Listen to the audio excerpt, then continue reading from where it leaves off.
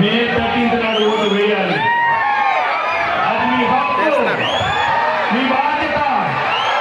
మీ బాధ్యత మామూలు కాదు. మీ భవిష్యత్తు బాగుండాలి. వేయాలి ఓటు.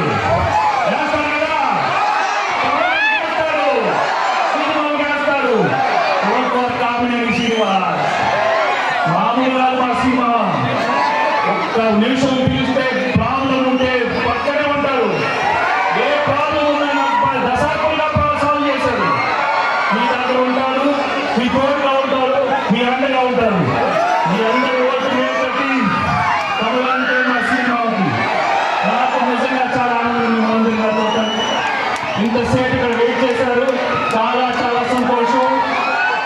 సినిమావా